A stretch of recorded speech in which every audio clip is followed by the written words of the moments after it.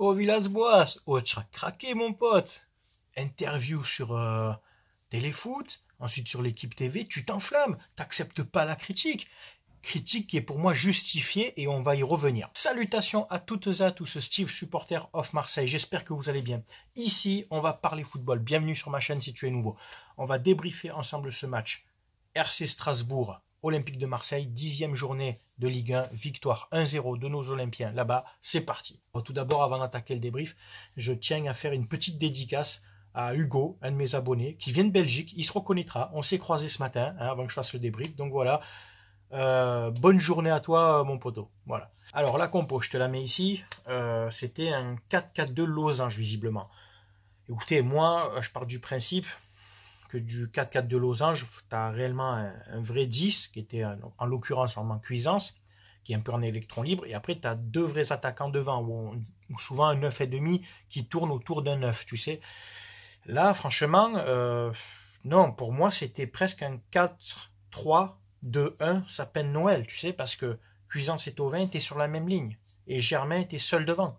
Thauvin était toujours, alors peut-être c'est inconsciemment, parce qu'il est plus à l'aise, se met toujours à droite, tu sais. Cuisance était derrière Germain, et Germain en pointe devant. Donc finalement, l'équilibre sur la ligne médiane offensive, tu vois, il y avait un déséquilibre à droite. Vu que Nagatomo a très peu apporté offensivement, Thauvin s'est contenté de rester à droite. De l'autre côté, à ma vie, par contre, lui a pris beaucoup plus le couloir. Donc bref, moi je le vois plus comme ça, en 4-3-2-1. Mais ça ne change pas grand-chose pour le fond de jeu. Mandanda dans les buts, bon, Mandanda à l'aise au pied, hein, on a vu pas mal de sorties tel un libéraux, tu vois, sorties précieuses, hein, quelquefois il s'est permis de faire un crochet en deuxième mi-temps, les sorties aussi dans ces 15-18 mètres où il prend le ballon avec les mains, un Mandanda explosif, vif, tu vois, qui a été vraiment, je te dis, intéressant dans ses sorties et qui a eu juste une ou deux frappes à gérer, hormis ça, match calme et serein de Mandanda. La défense centrale, c'était Balerdi, Kaletakar qui a récupéré beaucoup de ballons aériens, donc par son jeu de tête. Il a tenté quelques transversales, surtout sur Amavi, quelquefois sur Thauvin, qui ont plus ou moins trouvé preneur. Balerdi, lui, pour moi, était le meilleur défenseur du match.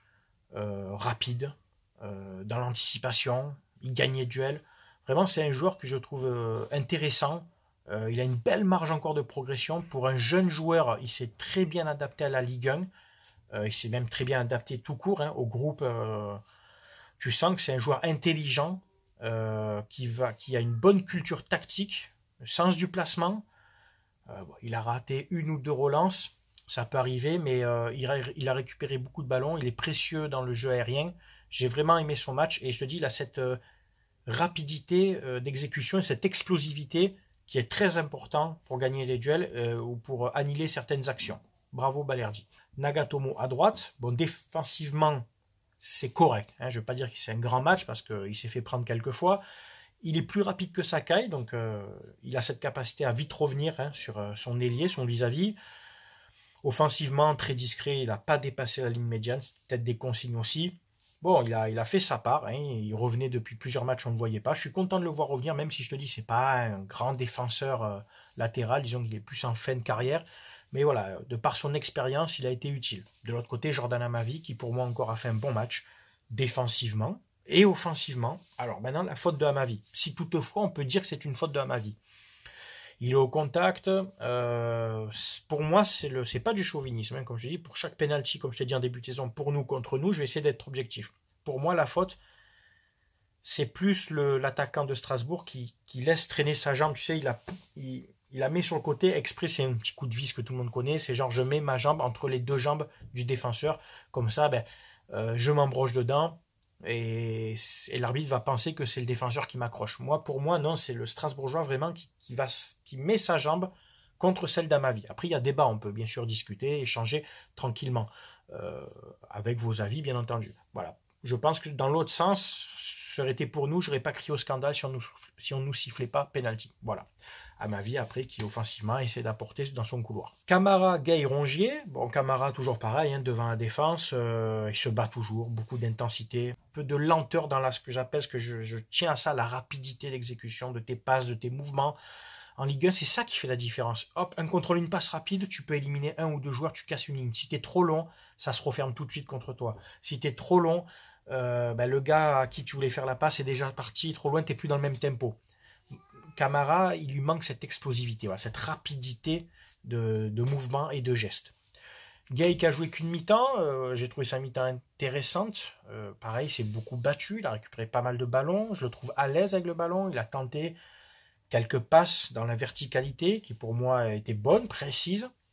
Il a été remplacé par Morgan Sanson à la mi-temps pour peut-être basculer dans un 4-2-3-1, je pense que c'était ça, puisque après Rongier et Camara étaient devant la défense. Rongier pour moi a fait du Morgan Sanson, c'est-à-dire un match éteint, discret, des courses inutiles, quelques ballons des fois touchés, quelques ballons récupérés, mais pas des masses. J'ai pas aimé son match.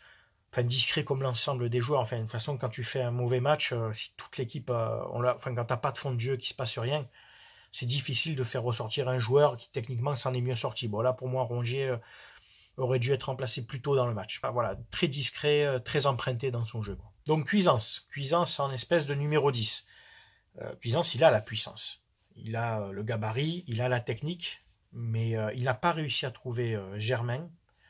Il a fait les mauvais choix quand à un moment il doit la donner à Rongier sur la droite sur une contre-attaque. Il la donne à Germain de l'extérieur pied gauche, c'est raté. Il y a eu du déchet de Cuisance. Alors, je pense qu'il a du mal à se placer sur le terrain. Il ne sait pas s'il doit jouer en 8 ou en 10, tu vois. Il est un peu entre tout ça. Et je le trouve pas à l'aise, ou alors est-ce que les joueurs autour de lui, Thauvin et Germain, ne lui donnent pas les capacités et les possibilités de développer son jeu.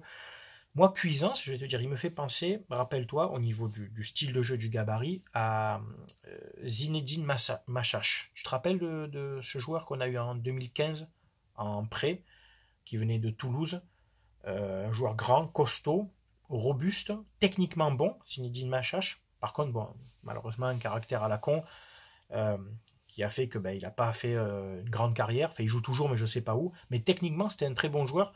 Il avait de l'explosivité, de la rapidité. C'est un joueur que tu pouvais le mettre en 8, en 10, même en deuxième attaquant, parce qu'il avait les capacités. Cuisance me fait penser un peu à ça, mais en plus intelligent, puisque bon, il est quand même allé au Bayern de Munich. Hein, il a fréquenté le très haut niveau. Mais là, je n'arrive pas à déterminer vraiment son poste idéal et son positionnement et ce qu'il fait sur le terrain. Voilà, c'est encore un peu vaste, quoi. Thauvin, Thauvin, le Thauvin qui se bat, qui provoque, qui percute. Des fois, il y a des décisions arbitrales contre lui qui ont été injustes parce qu'il a subi des fautes qui n'ont pas été sifflées. Après, il y a beaucoup de déchets aussi, des mauvais choix. Et faire un Thauvin qui n'a pas accepté d'être remplacé vers la 60e minute, j'aime pas du tout, tu vois, tu n'es pas indispensable, hein, tu n'es pas, même si il y a 2-3 saisons, tu étais au-dessus du lot, hein, tu marquais plus de 20 buts, les passes D, tout ce que tu veux. Écoute, je sais pas si c'est ta prolongation qui te trotte dans le cerveau, mais franchement, si c'est pour avoir cette attitude, écoute, tu finis la saison avec nous, tu pars librement, tant pis, hein, tu ne seras pas le premier à être parti librement, il y en a eu d'autres, il y en aura d'autres, et puis bon vent ailleurs. Mais avant de prolonger, change ton état d'esprit. Visiblement avec Payet, je sais pas, il y a des trucs qui se passent. Vous êtes remplacé, tu n'as pas tapé dans la mer, rien, pas un mot, un regard énervé. Pourtant, on sait que tu es un bon mec. Dans le fond, on sait, Thauvin, que tu es un bon mec, tu as une bonne mentalité hors foot, tu es un mec qui est généreux. Là, écoute, tu es dans le dur comme tout le monde, mais écoute, le collectif prime avant les états d'âme individuels des joueurs. Voilà. Germain, titulaire à la place de Benedetto. Alors du mouvement, hein, Germain qui économise pas ses efforts. Il court partout, il propose. Pour moi, il court plus que Benedetto. Il a eu quasiment aucun ballon. Le peu qu'il a eu, il n'en a pas fait grand-chose. À un moment, il a une occasion où il est sur la droite. Je crois que c'est en deuxième mi-temps. Il doit la donner tout de suite en profondeur à Cuisance. Tu vois cette occasion où il traîne, il fait une passe molle dégueulasse et le défenseur strasbourgeois revient. Voilà, ça c'est la lucidité, ça c'est la vista dans le jeu. Tu l'as tout de suite, boum, tu envoies en profondeur, c'est terminé. Cuisance n'était pas hors jeu, puisqu'il était sur la ligne du défenseur, et après l'autre il ne peut plus le rattraper, c'est terminé. En appuyant pas assez ta passe et en traînant, le défenseur qui était sur Cuisance a eu le temps de revenir et de couper ta passe. Ça c'est de l'intelligence de jeu. Il y a un truc dans cette équipe, je pense, c'est que intellectuellement, nos joueurs ne sont pas, je trouve, intelligents, footballistiquement parlant, je trouve. Il n'y a pas des bons choix, il n'y a pas tu sais, de dire oui, là il faut le faire maintenant. Tu vois, c'est. Voilà, je pense qu'il y a une carence aussi, je trouve, des joueurs, je ne vais pas dire bêtes, mais tu vois ce que je veux dire, c'est. C'est limité. Voilà, c'est limité intellectuellement pour jouer au foot à ce niveau-là. C'est des propos durs peut-être que j'ai, mais c'est ce que je pense. Bon, les changements. Donc Sanson est rentré à la place de Gay, ça on en a parlé, qui est sorti après sur blessure à la 75e, remplacé par Strootman. Donc finalement le pauvre il a joué qu'une demi-heure. Payet est rentré à la place de Cuisance, Benedetto est rentré à la place de Thauvin, et Kawi est rentré à la place de Germain. Bon, j'ai rien contre Kawi, hein. C'est un joueur volontaire, tu vois, qui fait sa part. Mais là, tu vois, après, tu vas me dire, je m'en prends encore à AVB, mais bordel, tu as Enrique sur le banc, tu l'as payé 10 millions, c'est toi qui allais chercher, c'est ta pépite. Tu dis, ouais, on a vu le peu de temps qu'il a joué, qu'il a une capacité d'accélération, de percussion. Je sais pas, franchement, je comprends pas. Tu as Ake aussi, enfin, tu vois. Alors, est-ce que Kawi, parce qu'il a plus cette capacité, peut-être, à un peu plus défendre, c'est vrai, hein. Mais en fait, je sais pas, je comprends pas ces choix encore, ces changements, enfin bref. Bon, les remplaçants ont apporté, on peut le dire, concrètement. Payet, encore sur son couloir gauche. Bon, qui a débordé 2-3 fois, il avait un léger coup de rein de par sa fraîcheur. Sur le but, bon, il tombe, mais au sol, il arrive à centrer. Bon, ça, je trouve ça pas mal. Benedetto la dévie de la tête. Bonne remise de Benedetto, je vais pas y enlever, tu vois. Et puis Sanson qui la reprend de demi-volée sous la barre. Bravo, très beau but. Mais pour moi, ce but, c'est l'arbre qui cache la forêt, les gars. Attention, on va pas se cacher derrière cette victoire étriquée avec un tir cadré, un tir cadré, un but. Les gars, on peut pas se contenter de ça. Certes, on prend 3 points à l'extérieur. Certes, on a pris 13 points sur 15 à l'extérieur. C'est énorme. Mais dans le jeu, on peut pas se contenter de ça, les gars. C'est pas possible. On n'aura pas autant de réussite à chaque fois. Je vais pas encenser Sanson. Pas mal ça, encenser Sanson.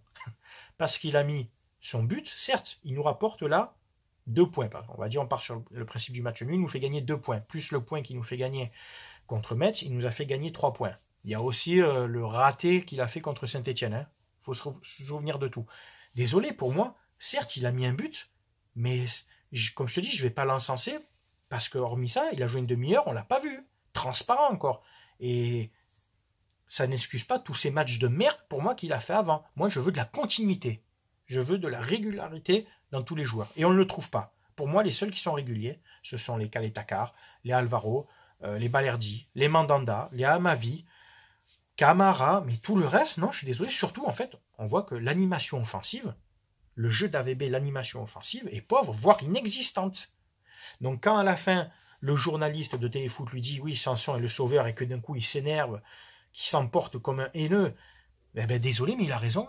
Sanson a été un sauveur, parce que c'est pas comme si tu maîtrisais ton match à fond, que tout le monde avait fait un énorme match, et que Sanson met ce but, mais que tu dois le gagner 3-4-0, parce que voilà, tu tapes le poteau, le gardien en face fait le match de sa vie. Non, tu peux pas dire Sanson le sauveur, parce que tous les joueurs ont été bons. Là, oui, sur le coup, tu peux dire, il te sauve. Oui, il te sauve le match, il te sauve de prendre 3 points. Grâce à lui, tu prends 3 points. C'est juste grâce à lui. Et quand tu t'énerves, tu dis, non, tous les joueurs sont extraordinaires. Tu rigoles ou quoi? Ou tu te fourvoies, ou c'est de l'hypocrisie, tu sais très bien, ou alors tu penses pas ce que tu dis, ou alors tu as un ego trop surdimensionné, mais désolé, ton fond de jeu, Villas-Boas, il est inexistant. Tu mises sur l'exploit individuel, un coup de Thauvin, un coup de Cuisance, Benedetto devant, allez, démerde-toi. En fait, c'est ça, c'est débrouillez-vous devant. Et après, nos défenseurs subissent continuellement les assauts des équipes adverses. Et franchement, je trouve qu'ils tiennent bien. En championnat, on ne prend pas des masses de buts. Bon, on n'en marque pas beaucoup. On ne prend pas des masses de buts parce que nos défenseurs et notre gardien tiennent le coup. On a une très bonne défense pour moi. Au vu des assauts qu'on subit tous les matchs, on a une très bonne défense. Maintenant, à partir du milieu de terrain, j'enlève le 6, Camara ou Gay, pour moi, font des bons matchs. À partir des milieux de terrain et les joueurs offensifs, il ne se passe plus rien. Voilà le constat au bout de 10 matchs. Moi, je te le dis. Alors certes, j'ai mis une publication hier. Quand on regarde en termes de chiffres, on est 4e, on a 18 points en 9 matchs, puisqu'on a le match de retard, donc on a une moyenne de 2 points par match.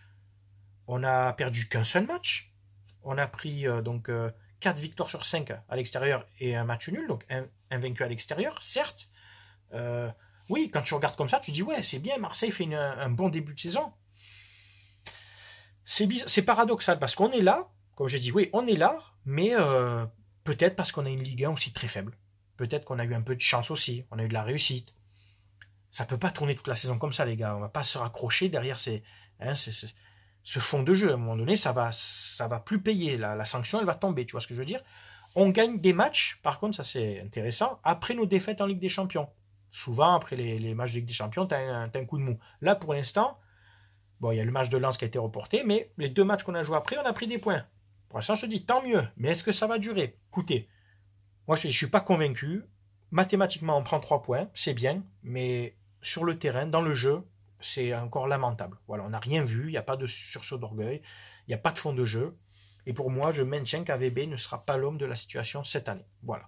C'est à vous maintenant de donner votre avis, de commenter, si tu es d'accord ou pas, de dire des choses que j'ai oubliées. Tu sais qu'on respecte les avis de chacun de moi, comme d'habitude, que tu sois supporter de l'OM, de Strasbourg ou d'autres clubs. Un petit coucou aux haineux qui viennent provoquer et insulter, même sur YouTube. Vous êtes lamentables. Hein. Certains haineux, avec des comptes fake, de youtubeurs parisiens, je vous ai cramé, je vais pas je vais pas dire vos blases parce que pour l'instant je vais rester encore tempéré, mais certains youtubeurs parisiens qui viennent avec des comptes fake, d'anciens youtubeurs qui viennent avec des comptes fake, vous êtes lamentables. Franchement, vous êtes des pauvres mecs. Voilà. Je vous souhaite à tous de passer une très bonne journée. Portez-vous bien. C'était Steve, supporter of Marseille. À très bientôt. Ciao, ciao tout le monde.